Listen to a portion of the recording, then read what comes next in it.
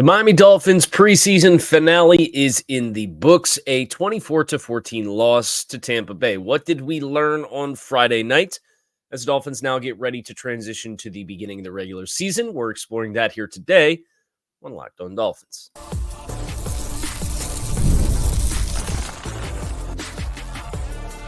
You are Locked On Dolphins, your daily Miami Dolphins podcast, part of the Locked On Podcast Network. Your team every day.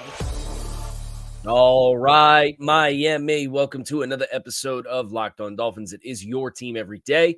You're on the Locked On Network. I'm your host, Kyle Krabs, a lifelong Miami Dolphins fan, host of Locked On Dolphins, co-host of Locked On NFL Scouting.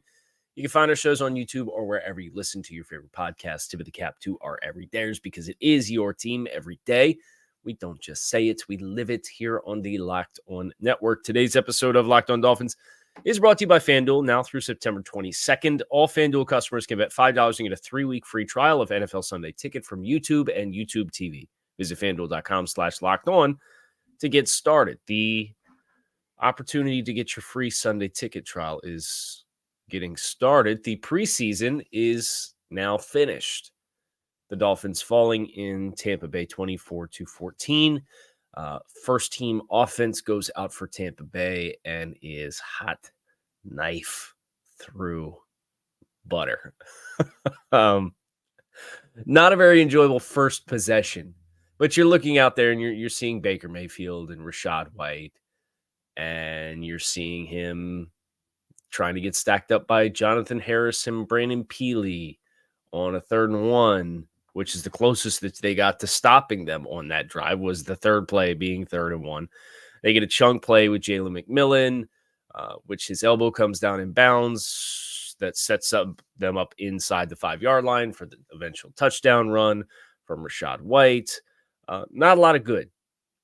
So as you're watching Elijah and Ethan and Nick Needham and Quentin Bell and Channing Tindall and all these guys that have had some moments, but you know they're not starters. This drive was the nice reminder that they have nice moments and can be nice complementary role players. But if you ever had to, as a defense, go out and roll out your entire second unit against the starters in a competitive environment, you'd be reminded very quickly that these guys are ancillary players on your roster for a reason. Because that drive was not a fun one to start the game for Miami. And you give Tampa Bay credit. You know, they came out firing. Baker had a couple really nice throws on the possession, and Tampa goes down and scores. I thought the disappointing part was the next 2 possessions for Miami offensively with Mike White. And they had some starters who played. You saw Robert Jones play. You saw Jack Driscoll play. And Jack Driscoll plays center to start for you. The next 2 possessions, Miami goes 7 plays for 9 yards against some good talent for Tampa Bay on defense. You saw starters like Vita Vea out there who railroaded Jack Driscoll. And I'll be fair to Jack Driscoll because that clip of 75 getting run 10 yards into the backfield by big number 50, there are a lot more proven centers and more established NFL talents who have lost similar looking one-on-ones against Vita Vea. Vita Vea is a math changer. He is an absolute monster of a player. And there's a reason why teams, when they play the Bucs for real, they really don't run between the tackles. So I thought it was interesting that Miami said, all right, we're gonna get some really nasty, ugly reps here. Guys, go try to make it work. It didn't work too well. But that's when Vita Vea was out there. That's what Vita Vea does. I'm not surprised that any team, Philadelphia, Indianapolis, Detroit, these teams that are well established for what they're able to do with their offensive lines, trying to directly challenge Vita Vea. You just don't do it. He is an elite player at what he does. So I sympathize a little bit with Jack Driscoll in that regard, to be like, hey, congrats, you're going to get the first team reps tonight. You're going to play between 2 guys who started for this team last year at guard, and you got block number 50. But it didn't look good for Mike White, I thought. And Mike White's had 4 possessions in this game. There was the first 2 possessions, 3 plays, 8 yards, 4 plays, 1 yard. There's 5 plays, 46 yards that you turned over on downs. That was started with a 40-yard end around from Malik Washington. More on him later. Mike worked the checkdowns, had a check down to Jeff Wilson, and then his incomplete also in the flat, which would have been short of the first down anyway on 4th and 4 at the Tampa Bay 43-yard line. Turnover on downs. And then you get the ball thanks to a 45-yard kickoff return. You're starting your midfield again for your next possession, and you go 4 plays, 2 yards, turn the ball over on downs. Nearly fumble on 4th down. That was returned for a touchdown, but they ruled it an incomplete pass. And then your day is done if you're Mike White. And it's like, okay, you didn't play well. But then Skylar did the thing that nobody did. Skylar played really well. And you were just waiting for somebody to have like this kind of performance. And people might point to the interception at the end of the game for Miami. But they're down 10 points with less than 5 minutes left in the game when Skylar throws his pick. I thought Skylar did a lot of really nice things. And that was the primary storyline for me. Because it's been so close. And when I do the 53 projection on Thursday this past week, it's like, well, Mike's experienced with it. I think he's a little bit better in structure.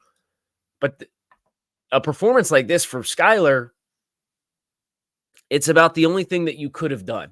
Now, he's had better moments in practice. He's been fairly close in the games. And then he has a performance like this. I think for Mike White, this was kind of a disastrous close because they did put you out there with the first group that you had of guys ready to go and play. And you're a little late on that throw to Malik Washington and had him take a massive shot. Thank goodness Malik's okay. But you kind of had that glance or drift post you were just a little bit late on in the middle of the field. And Malik paid the price for it. So that's the number one storyline for me coming out of this game. It's not whether or not the Dolphins could run the ball against Vita Vea. It's not that they lost by 10 points. It's they did the thing. They put Mike up with the ones, air quotes, offensively, and his drives just faltered. And then Skylar came in with some of the guys that Mike was playing with and immediately leaves a touchdown drive. And then plays with the guys that Mike's played with the past 2 weeks and still has a really good performance. You give credit where credit's due. Skylar Thompson, I think, just did the last thing that he could have possibly done on Friday night. He did it to make his case for the 2. And we'll see what the team does. We're going to look at some of the young guys that did have some shine. And there's some silver linings in a 14-24 loss to Tampa Bay. We're going to get into that next here on this episode of Locked On Dolphins, so stick with us. Today's episode of Locked On Dolphins is sponsored by BetterHelp. What are your self-care non-negotiables? Maybe you never skip leg day or therapy day. When your schedule is packed with kids' activities, big work projects, and more, it's easy to let your priorities slip. Even when we know what makes us happy, it's hard to find time for all of it. When you feel like you have no time for yourself, that's when non-negotiables like therapy are more important than ever.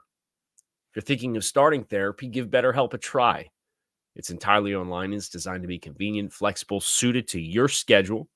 Just fill out a brief questionnaire and get matched with a licensed therapist. Switch therapists at any time for no additional charge. Never skip therapy day with BetterHelp. Visit BetterHelp.com/LockedOn today. You get 10% off your first month. That's BetterHelp, HELP.com/LockedOn.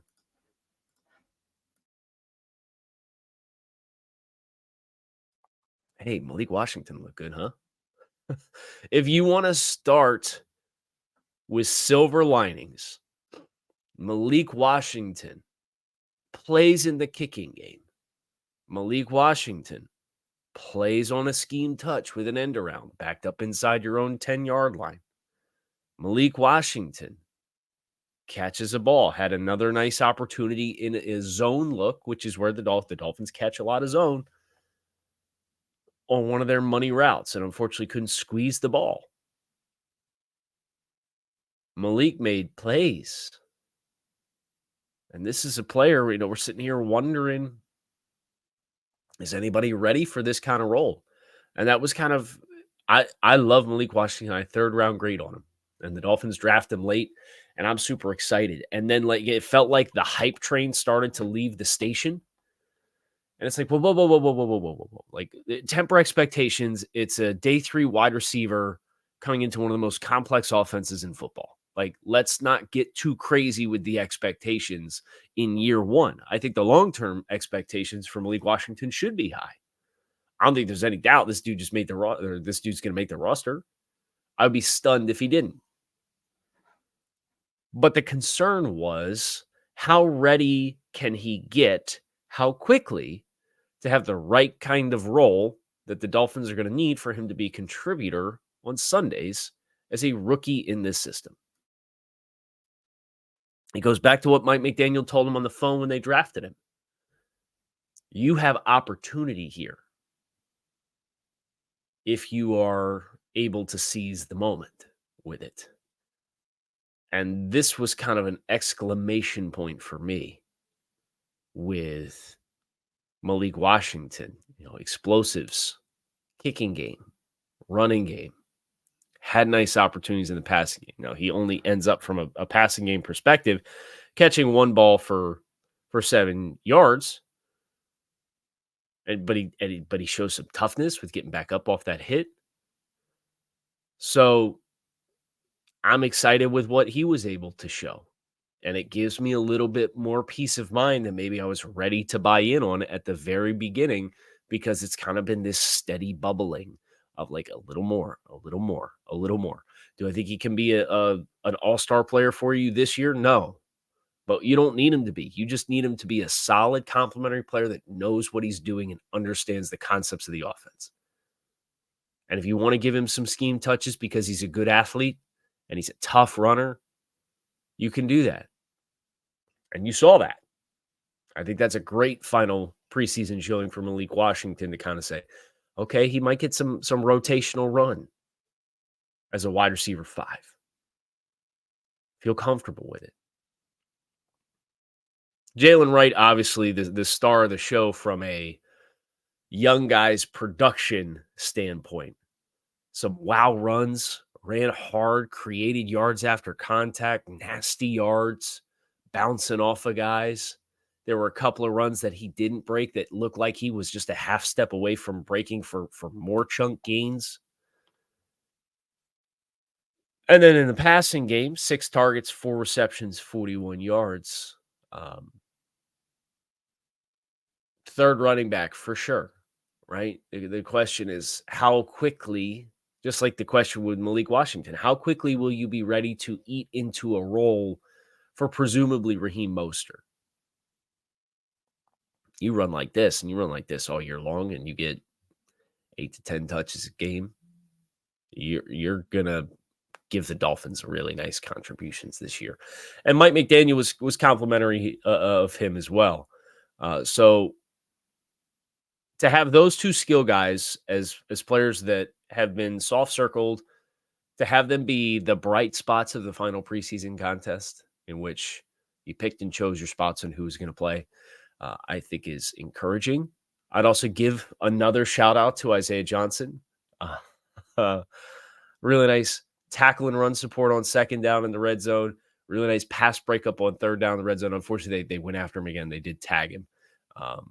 They came out of, I believe it was a bunch set, and Isaiah had to kind of work through the traffic to get up over the top of it. And it was a nice throw from Kyle Trask for a touchdown on fourth down in the red zone. So that was kind of Miami's last opportunity to stay in the game from like a, are they going to win it perspective? That possession for the Bucs, they go 9 plays, 70 yards. It's 17-14 because Miami had just gone 11 plays for 76 yards. And Skylar throws that nice pass in the end zone to Kyrick McGowan. And then Tampa Bay comes back And it's like, oh, man, we might stop them on fourth down, get the ball back in the fourth quarter, down 3 points. This could get interesting. And Isaiah Johnson stacks him up on second down. Isaiah Johnson breaks up a pass on third down. And then Kyle Trask completes the touchdown on fourth down for 2 yards because of a release out of a bunch set. So I thought Isaiah was another player who showed exactly what you would expect. It's just a question of, are the numbers going to work out in his favor? And the numbers are going to be hard to work out in his favor.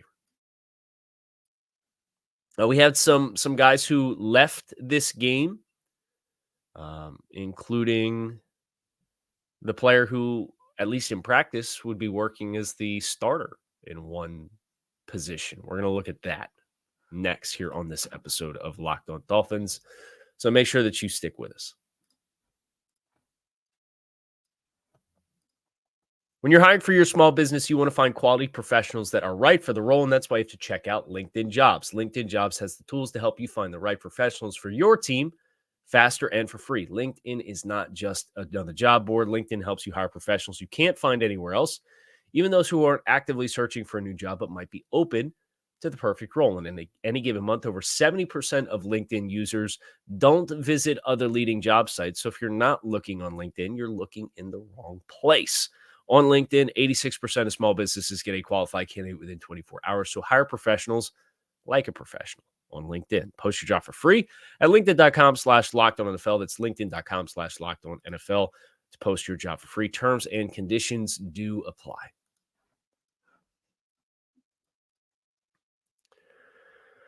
It felt like it was going to be another one of those ugly, nasty days.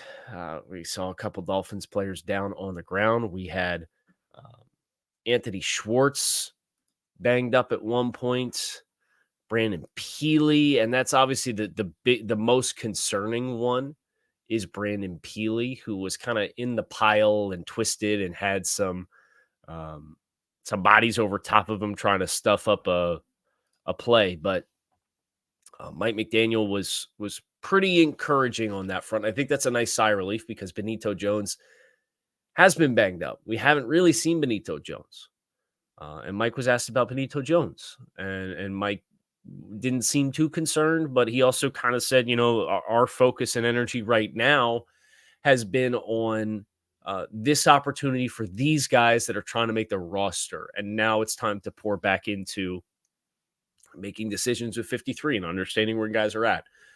But he didn't sound too concerned. But for Peely, that one looks scary because he really had some trouble putting weight on his leg when he came off the field.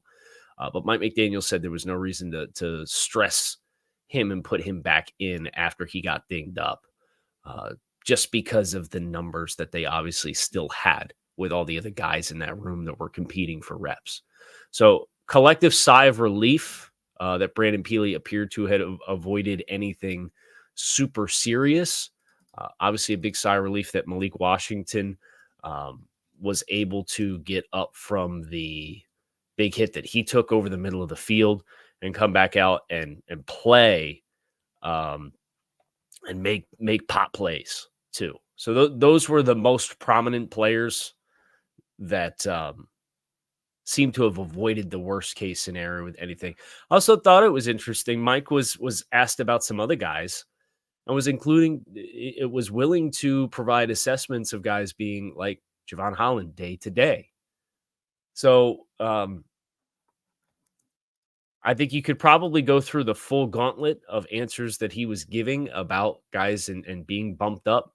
He was asked about Patrick McMorris and Eric Ezukama. Both of those guys had a boot on their foot before the game, did not play, which is super frustrating. McDaniel qualified both of those guys as week to week. That usually means it's at least a 2 to 3 week affair. Sometimes week to week with McDaniel is more than a month, but sometimes it is 2 weeks. Both of those guys obviously have cuts lingering. I think Ezukama with some of the other injuries, as long as he's not going to miss serious time, should be okay. Whether or not it's enough time with whatever he's dealing with to get put on injured reserve and then potentially have to get activated. We will see. But that's a bummer for Eric because it felt like there was some momentum there. But that's kind of been the book with Eric Ezukanma so far. McMorris, though, I don't know. You put him on injured reserve and then make a strategic decision on whether or not you're going to leave him on injured reserve and carry him throughout the season, where otherwise maybe you would have to cut him loose if you wanted him on the active roster. If there's an opportunity for them to do that, I wouldn't be surprised if they did, because that is a way to carry more players than just your 53 and retain their rights for potentially another season. If you really like what Patrick McMorris is profiling as for you as a player, and you know he's not going to fulfill one of your 53-man roster spots, if there is an injury there that they could carry and justify some time, put him on injured reserve. So it may be a bittersweet opportunity for Miami to make sure they don't lose a promising young draft talent who has popped all throughout the preseason. So that's where we're at. There's a lot of other stuff to dig into with this football team. I'm going to watch the tape this weekend, and then we'll really get into the nitty-gritty of player performances, who stood out in a good way, who stood out in a bad way, do our final preseason grades as far as the film grading, and have top performers for this team. And hopefully that aligns with what we get with the cuts.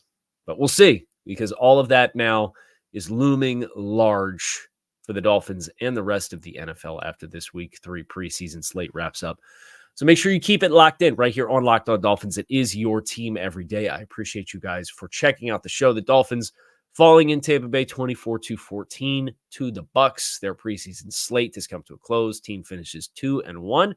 And now we turn our eyes to Jacksonville. Come on back and see me again soon. Go Fins.